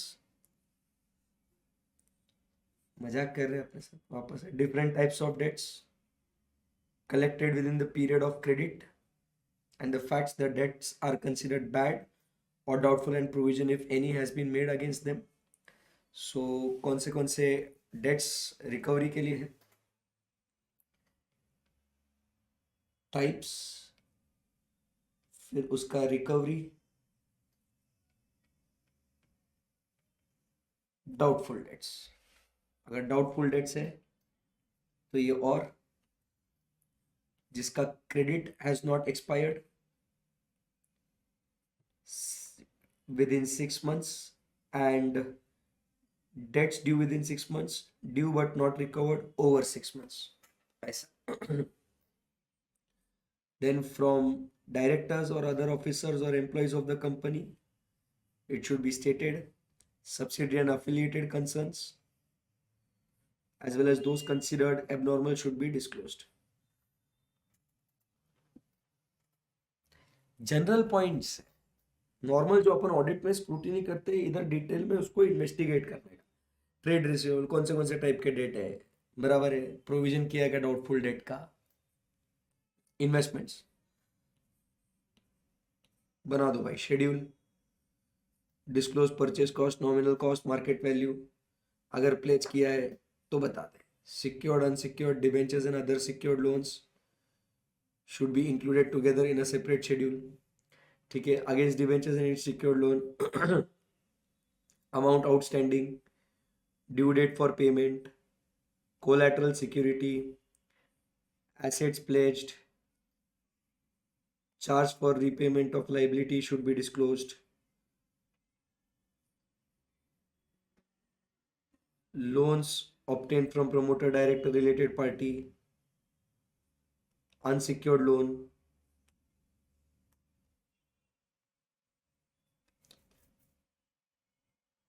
पढ़ बेटा शांति से एक बार,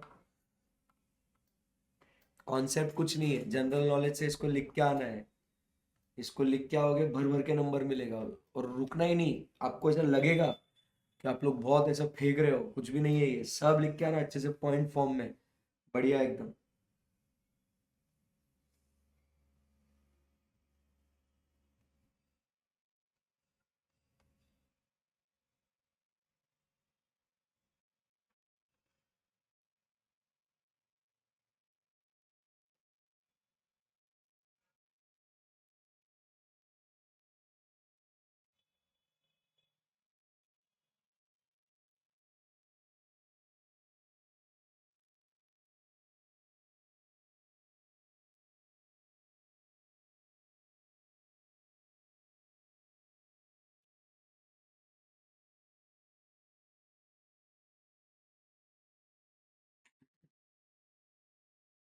चलो, यो provision for taxes,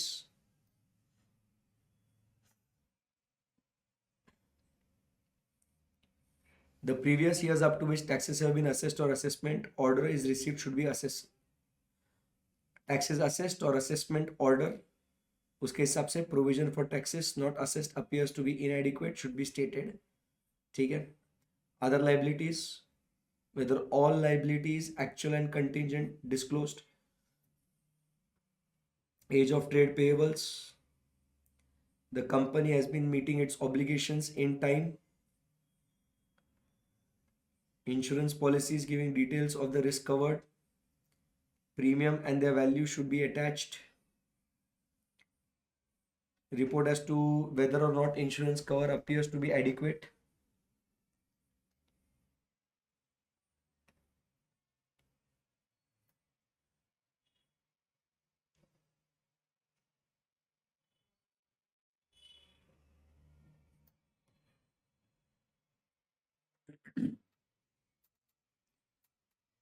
read main points margin में लिखो।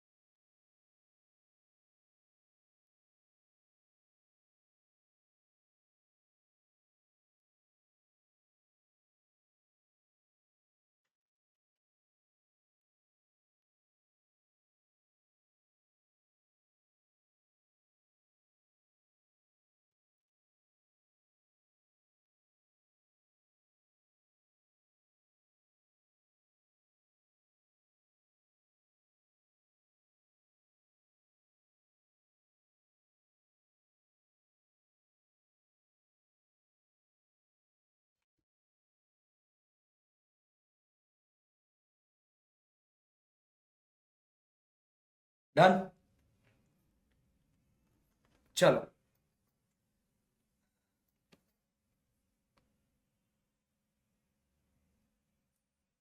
अभी ये जो है ये सबसे बड़ा पार्ट है, इन्वेस्टिगेशन ऑफ फ्रॉड्स।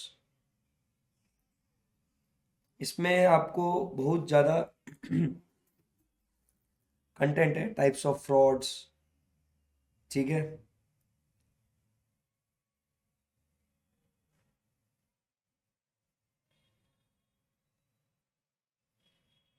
इतने सारे फ्रॉड्स को इन्वेस्टिगेट करना है, तो सबसे पहले अभी आपने क्या करना है, ये मैं फटाफट आपके साथ पढ़ लेता हूँ मैं, फिर मैं आपको बताता हूँ आपको पढ़ना क्या है अभी। सो इधर कंपनीज एक्ट में क्या बोलता है कि आपको फ्रॉड डील करने के लिए जो आईसीएआई ने ऑडिटिंग स्टैंडर्ड्स दिए उसको फॉलो करना है। तो ऐसे 240 में फ्रॉड मतलब अपन ने क्या बोला था, इंटेंशनल एक्ट, कोई भी व्यक्ति करता है टू ऑब्टेन व्हाट अनजस्ट और इलीगल एडवांटेज, मतलब कोई भी जानबूझ के कोई हरकत करता है जिससे आपका गलत या नाजायज फायदा उठाया जाए, इसको अपन कहते हैं फ्रॉड। ठीक है। और सेक्शन 447 में फ्रॉड के पनिशमेंट्स भी दिए गए हैं, और उसमें फ्रॉड क्या बोला है कि अगर कोई ऐसी एक्ट, ओमिशन या कंसीलमेंट, बराबर, या अपने मतलब आपने कोई काम किया है या आपने कुछ बताया ही नहीं, छुपाना, बराबर, या अपने पोजीशन का गलत फायदा उठाना विथ कनाइवेंस, मतलब गलत भावनाएं मन में रखना, आप मतलब कौन है, दुष्ट हो, दुष्ट, बराबर, टू गेन अनड्यू एडवांटेज और to injure the interest of the company और इट्स शेयर होल्डर्स और इट्स क्रेडिटर्स और other person, technically the entire stake holders. तो उसको अपन क्या बोलते हैं कि अगर आपको कोई रॉन्गफुल गेन या ऐसे करना है तो उसको अपन कहते हैं फ्रॉड। तो सेक्शन 447 में फ्रॉड बोला है, 240 में फ्रॉड डिफाइन किया गया है। ठीक है, तो इसको बस अपन को इन्वेस्टिगेट करना है। Section further explains wrongful gain and wrongful loss to mean gain by unlawful means. ठीक, अभी ये वाला जो पार्ट है अभी इसको रीड करेंगे आप। Types of fraud, page number आपको रीड करना है 17.32। ये बस आपको अच्छे से पढ़ना है समझने के लिए, ये भी आपको रीड करना है, ये भी आप रीड करेंगे, फिर यहां से हम लोग फिर कंटिन्यू करेंगे कि क्या क्या फ्रॉड्स होते हैं और कैसे हम लोग उसे ढूंढ के निकालेंगे। तो अगले 2-5 मिनट आप इसको अच्छे से रीड करेंगे, don't worry, I show it to you on the screen also, तो सब लोग साथ में ही रहेंगे। स्टार्ट।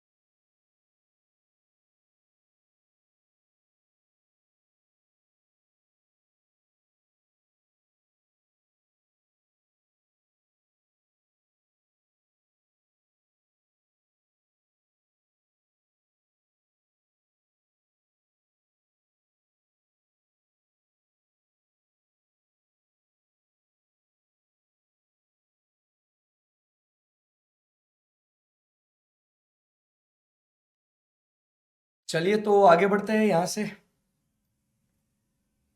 पढ़ लिया आप लोगों ने काफी। सो अभी बस अलग अलग टाइप के जो फ्रॉड्स है और क्या है इसके बारे में हम लोग बातचीत करते हैं। ठीक है। Frauds may be classified as defalcations involving misappropriation. It can be either of money or it can be of goods. And manipulation of accounts not involving defalcation.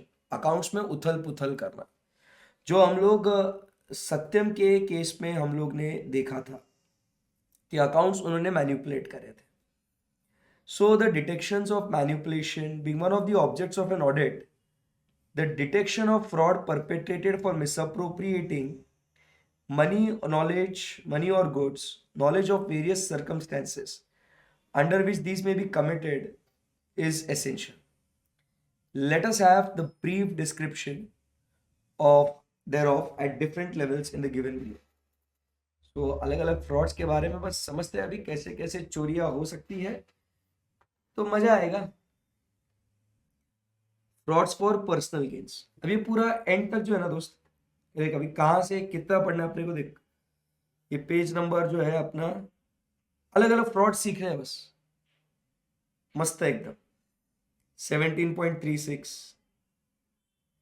37, 38, इसे फ्रॉड्स के बारे में, नुस्ता फ्रॉड है, नुस्ता फ्रॉड।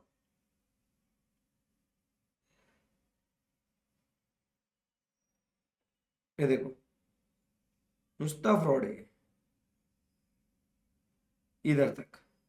फिर ये proposing to buy a business, ये एक और 2 पेज बस। ये तो मेजर अभी फ्रॉड ही है ये, क्योंकि मेन काम आपके पास कभी आएगा फ्रॉड ढूंढने के लिए तो पता होना चाहिए आप लोगों को कि ओके फ्रॉड क्या कर सकते हैं, कैसे बिजनेस के अंदर फ्रॉड हो सकता है।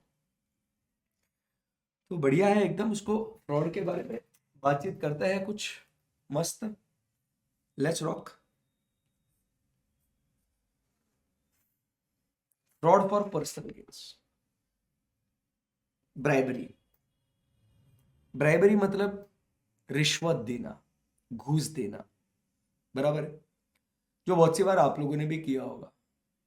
पुलिस अंकल ने आपको पकड़ लिया तो आप बचने के चक्कर में आपने पैसे देने की कोशिश करी होगी, बराबर है कि नहीं? तो उसको बोलते हैं ब्राइबरी। सो मनी, गिफ्ट और अदर फेवर्स ऑफर्ड, बराबर कि नहीं, टू प्रोक्योर एक्शन और decision in favour of the giver. हम देंगे ताकि कुछ चीजें अपने फेवर में हो जाए। ठीक है। These are also relatable to the contract frauds और procurement fraud and are generally out of the book transactions. अब ये कॉन्ट्रैक्ट फ्रॉड या प्रोक्योरमेंट फ्रॉड इधर हो सकता है ब्राइबरी। जैसे आपको कोई कॉन्ट्रैक्ट आपको प्रोक्योर करना है, तो इसीलिए आप क्या करते हो, आपने अभी वो एग्जाम्पल्स ऊपर पढ़े होंगे, तो उसमें टेंडर रिग करना, ऐसा आपने देखा, पढ़ा होगा आपने, रिगिंग ऑफ टेंडर। तो रिग करना मतलब क्या, आप अंदर से प्राइस निकलवा लेते हो कि भाई जो कोटेशंस आए ना, जो टेंडर्स आए हैं, सबसे सस्ता किसका है वो मुझे थोड़ा देख के बताइए, ले पैसे। आप क्या करते हो, फिर उससे कम कोट करते हो और फिर क्या, आपको कॉन्ट्रैक्ट मिल जाता है। सो आपने ऐसा काम किया, या तो आपने लोगों को पैसे दिए और ये बोला कि आप मुझे ही कॉन्ट्रैक्ट दे दीजिए डायरेक्टली, ये टेंडर वेंडर तो छोड़ दीजिए, मुझे ही दे दीजिए कॉन्ट्रैक्ट। सो अंदर से इंफॉर्मेशन निकालने के लिए आपने रिश्वत दी, या तो आपने क्या किया, आपने डायरेक्टली पैसे खिलाए कॉन्ट्रैक्ट को पाने के लिए। बहुत से लोग गवर्नमेंट कॉन्ट्रैक्ट्स को पाने के लिए ऐसे गवर्नमेंट ऑफिसर्स को ऐसा ब्राइब करने की कोशिश भी करते हैं। सक्सेसफुल होते हैं नहीं होते हैं हम उसके बारे में बात नहीं करेंगे, ठीक है। And generally out of the books transaction, the auditor normally conducts a propriety audit over veracity of the transaction and review any undue favors to the vendors, बराबर कि नहीं। प्रोप्राइटी मतलब आपको पता है ना, प्रोप्राइटी हमने बात करी थी। प्रोप्राइटी मतलब क्या होता है, if it is more than the occasion demands, बराबर है, मोर देन ओकेजन, बराबर है, या इट इज वेस्ट, तो ऑडिटर क्या करेगा, मतलब यूजुअली हम लोग क्या चेक करते हैं कि अब ये प्रोप्राइटी दिखेगा कि ये जेन्युइन है या नहीं है। तो इससे आपको पता चल सकता है कि यार इन्होंने क्या करा है, फ्रॉड किया है, फ्रॉड करके कॉन्ट्रैक्ट को प्रोक्योर करा है, बराबर। When money, gift or favors are offered to public official to influence official act of government, then such bribery is called as what? Official bribery. In contrast to commercial bribery, favors to vendors in case of in contrast to commercial bribery or favors to vendors, in case of official bribery, company usually is a criminally prosecuted. So आपको यहाँ पे MCQ में दो बातें आएगी, official bribery versus commercial bribery. अब जब government officials को घूस देते हो, रिश्वत देते हो, तो उसको बोलते हैं ऑफिशियल ब्राइबरी, क्योंकि आप गवर्नमेंट ऑफिशियल को ब्राइब कर रहे हो। बट जब आप आपके वेंडर्स को, बराबर, आप ब्राइब देते हो कि आप हमें सप्लाई कीजिए, हमें कॉन्ट्रैक्ट दीजिए, तो उसके लिए अपन बोलते हैं कमर्शियल ब्राइबरी। ठीक है, so fraud for personal gains, bribery is the example. चलिए दोस्तों आगे बढ़ते हैं, कॉर्पोरेट फ्रॉड्स, ठीक है, या कॉर्पोरेट इरेगुलरिटीज, इसके बारे में बात करेंगे। आइए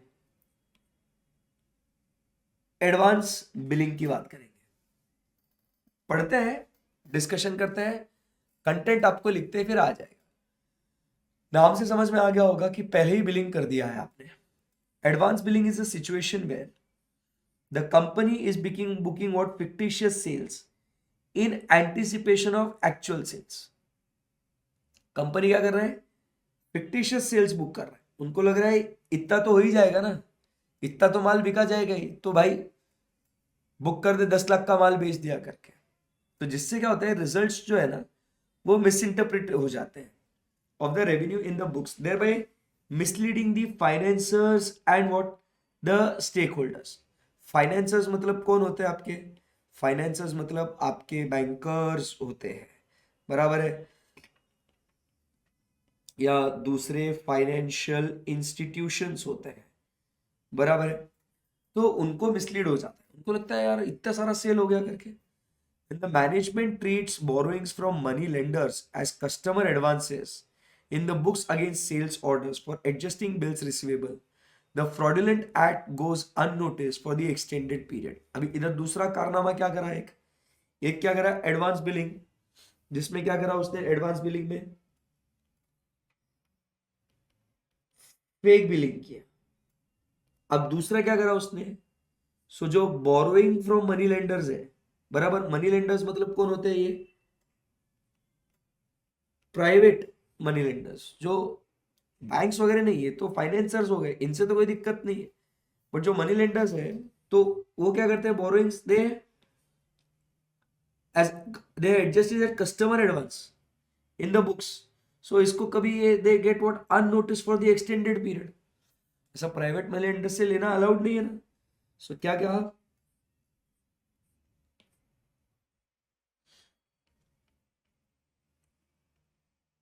बोरोइंग्स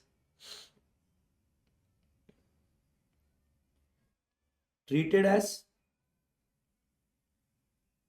कस्टमर एडवांस, क्योंकि बैंक का दिया हुआ पैसा, आप समझो ना, बैंक का दिया हुआ पैसा ये हम लोग ऑब्वियसली बात है एडवांस में थोड़ी कर सकते हैं उसको। तो इसके अंदर क्या होता है, अभी जैसे आपने प्राइवेट मनी लेंडर्स या आपके दोस्त से आपने पैसा लिया है, ब्याज पे लिया है, 0.5%, 7.75%, 1%, 1.5% आपने पैसा लिया है, तो ऐसा बुक्स में दिखाएंगे क्या ना कि आप ये पैसा ले रहे हो क्या, तो अपन क्या बताते हैं कि उससे अपन ने एडवांस लिया है करके, कस्टमर एडवांस है ये, ठीक है ना। और ये कभी भी अननोटिस नहीं जाता है। This situation results in a death nail for the corporation as the company is dragged into what an irredeemable debt trap. वो हमेशा वो पेएबल्स दिखता है वो, सो उसके बाद next we talk about use of shell company. Shell company का मतलब अपन क्या बोल रहे हैं यहाँ पे, shell company is a dummy company, fake company, बराबर है, false vendors. Shell company, false vendors, बराबर, purchase of personal nature, booked as official expenses, enable falsification of what accounts and diversion of funds other than the intended purpose. This could also be a mechanism for employee or cartel of employees for engaging in personal gain at the cost of company. In the former incident, this could be termed as the management fraud. इसको क्या बोलते हैं अपन, management fraud. सो इधर क्या हुआ, एक तो fake billing कर दिया आपने, एडवांस बिलिंग, कॉर्पोरेट फ्रॉड में क्या हुआ ये, और दूसरा मैनेजमेंट फ्रॉड में क्या किया, डमी कंपनीज ये कर दी, तो उसके वजह से आप क्या करते हो, खर्चे बुक करते हो, झूठे वेंडर्स आप बताते हो। सो आप क्या करते हो, बेसिकली आपका जो क्या बोलते हैं उसको, अनअकाउंटेड मनी है उसको अकाउंट फॉर करते हो, या आपके जो प्रॉफिट्स है उसको कम करने के लिए आप उसको ट्रांसफर करते हो डमी कंपनीज में। दूसरी बार क्या होता है कि आप पर्सनल खर्चे करते हो बट वो कंपनी के नाम पे दिखाते हो। तो ऐसे करके क्या हो सकता है कि आप कंपनी के जो है फंड्स को मिसअप्रोप्रिएट करते हो, नंबर वन। ठीक है, नंबर टू, शेल और डमी कंपनीज। जैसे रिसेंटली आपने सुना होगा कि वो जो हिडनबर्ग का रिपोर्ट जो आया था जिसमें उन्होंने कहा कि अदानी के बहुत सारे शेल कंपनीज हैं जिसमें वो क्या करते हैं, फिक्टिशियस कंपनी बना के अपना पैसा जो है वो रूट करा रहे हैं कहाँ कहाँ से। So generally represents what, a fictitious company और अ पेपर कंपनी, बराबर है, a paper company to transfer profits और फंड्स फ्रॉम मेन कंपनी, बराबर है। This could also involve fictitious bills, बराबर है, which are used in the name of dummy companies diverting the funds taken from the banks or financial institution। अब सोचिए क्या होता है यहाँ पे, ये नीरव मोदी और मेहुल चोकसी ने भी ऐसा ही किया। अभी ये इधर नीरव मोदी है, मैं आपको समझाऊं यहाँ पे, ये क्या हुआ, ये इधर ये नीरव मोदी है ये, ठीक है। ये इधर जो है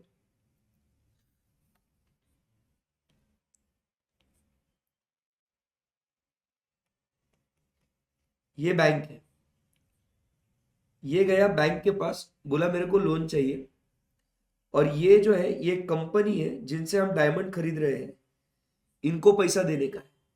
तो बैंक ने इसको पैसा दिया क्योंकि ये कंपनी, ऐसा उन्होंने बताया कि ये जेन्युइन कंपनी है, बट भैया ये कंपनी निकली किसकी, ये तो भैया अपनी नीरव भैया की, तो ये शेल कंपनी होगी। तो इन्होंने बस क्या किया, बैंक से पैसा निकलवाया उन्होंने। सो ये कंपनी जो थी, ये कंपनी निकली कौन सी, अपनी डमी कंपनी।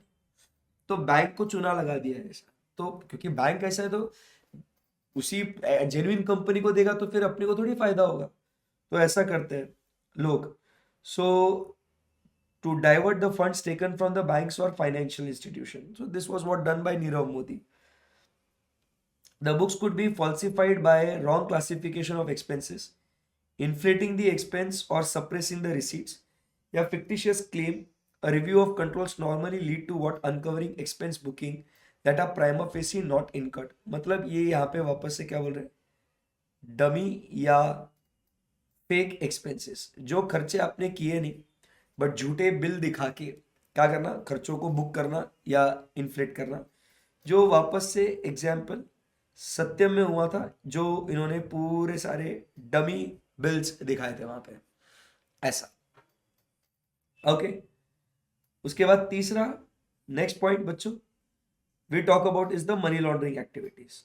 मनी लॉन्ड्रिंग मतलब क्या है दोस्त, कि आपका जो इलीगल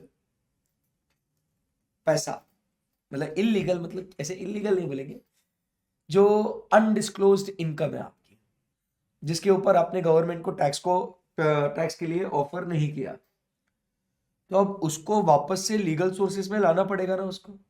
जो हम लोग क्या बोलते हैं, पैसे की धुलाई करना, ब्लैक मनी को व्हाइट मनी में कन्वर्ट करना, लीगल मनी को इलीगल बनाना, इलीगल को लीगल बनाना, तो इसको बोलते हैं अपन मनी लॉन्ड्रिंग। अलग अलग लोग करते हैं, जैसे अभी कुछ एक लोगों ने क्या किया था कि बहुत सारा कैश था उनके पास, तो उन्होंने एक कंपनी शुरू कर दी।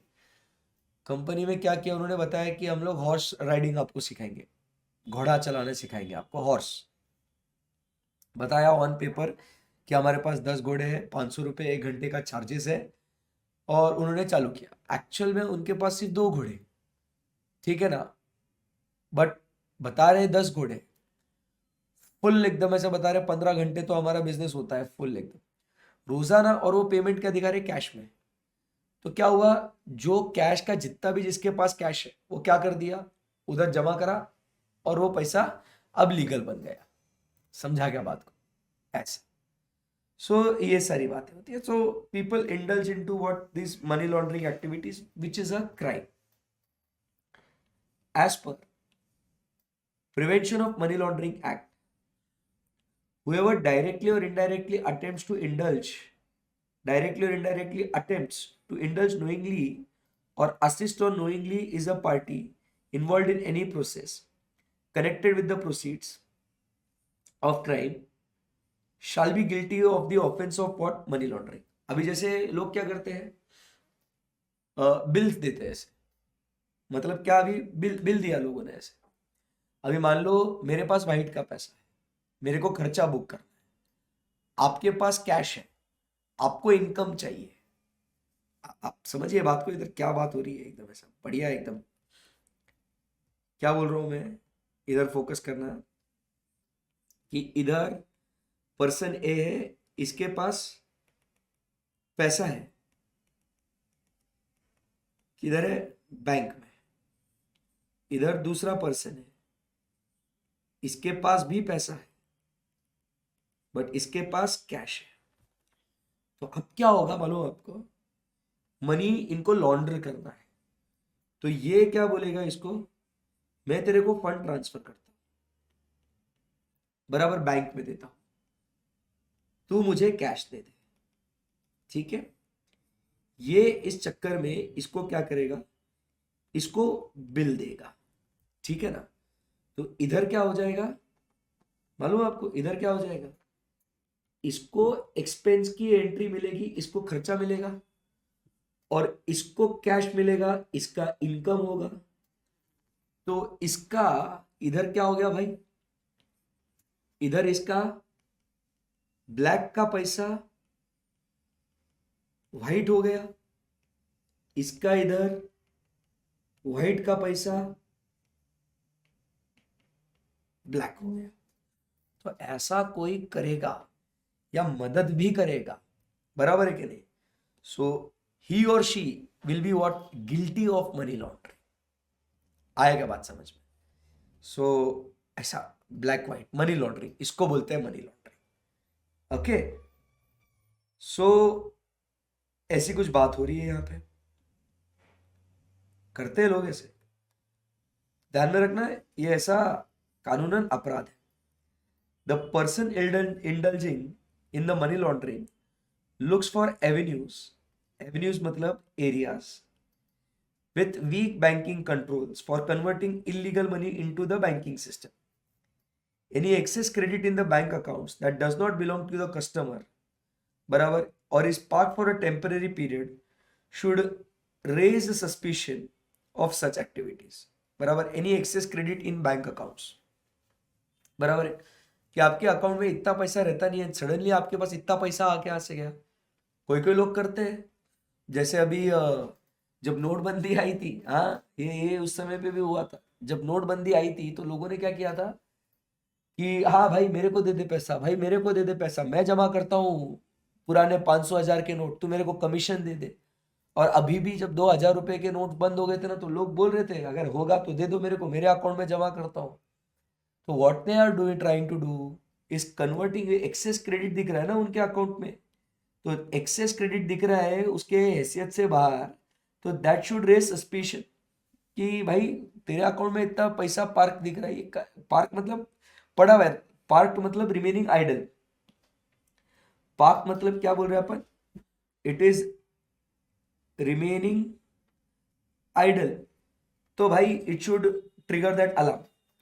This person indulging in money activity looks for avenues to enter into बेनामी प्रॉक्सी नेम, मतलब आप बेनामी क्या करेगा वो, तो दूसरों के नाम पे जमा कर देगा, वो उसके मेड के, उसके ड्राइवर के, उसके ब्रदर, उसके सिस्टर, ऐसे अलग अलग क्या करेंगे, अलग अलग लोगों के नाम पे पैसा लेंगे, मतलब प्रॉक्सी नेम, बराबर है। तो इससे क्या हो जाएगा, टैक्स भरना कम पड़ेगा, कैश उनके अकाउंट में जमा कर देगा ऐसा। So companies with extensive cash handling and inadequate control over source of money, बराबर, are susceptible for money laundering activity. जहाँ पे कैश बहुत ज़्यादा जनरेट होता है ना, तो वहाँ पे मनी लॉन्ड्रिंग होता है। सो मनी लॉन्ड्रिंग आपको बेसिकली समझ में आ गया ना, कि डायरेक्टली और इनडायरेक्टली, नोइंगली और इननोइंगली, knowingly assist or knowingly is a party actually involved in the process of activity connected with the proceeds of crime and projecting it as untainted money। ये word important है money laundering के लिए, वैसा black white मत लिखना आप exam में, ये लिखना, ये अनटेंटेड मनी मतलब उसके ऊपर कोई दाग नहीं है, काला पैसा मतलब वो दाग, अनटेंटेड मतलब व्हाइट, अनटेंटेड मतलब उसके ऊपर कोई टेंट, उसके ऊपर कोई दाग नहीं है, बराबर है, अनटेंटेड। और टेंटेड मनी मतलब ब्लैक मनी। सो जब कोई व्यक्ति ऐसा करता है जो मदद करता है आपको वो पैसे को क्लीन करने में, तो उसे हम लोग कहते हैं। सो ये कहाँ होता है, तो ये यहाँ होता है ऐसा, ठीक है। सो ऐसी बात है। एडवांस कॉर्पोरेट फ्रॉड्स में एक तो अपन ने क्या देखा, पर्सनल गेन्स के लिए ब्राइबरी होता है। कॉर्पोरेट फ्रॉड्स में एडवांस बिलिंग, फेक बिलिंग्स करते हैं वो लोग। एंड उसके बाद शेल या dummy companies, money laundering activities companies के अंदर होता है।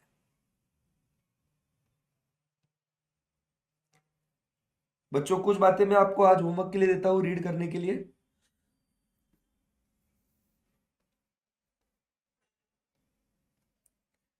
जो बहुत इजी है, और सीए फाइनल लेवल पे मलिक मैं आपसे एक्सपेक्ट कर सकता हूं कि आप लोग इसको पढ़ सकते हैं। तो कल मिलेंगे और फिर कल इस चैप्टर को फिनिश करेंगे, और इसमें फोरेंसिक ऑडिट वाला पार्ट है वो भी हम लोग स्टार्ट करेंगे। So cache miss appropriation, teeming and leading हम लोग ने इंटर में पढ़ा हुआ है, इसकी टोपी उसके सर, ठीक है। फ्रॉडुलेंट डिसबर्समेंट,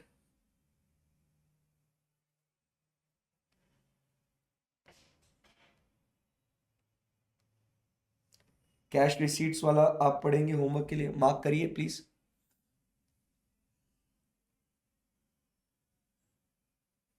ये पूरा बचपन में पढ़ा हुआ है हमने, ये फ्रॉड वाले चैप्टर में। Inflating cash payments,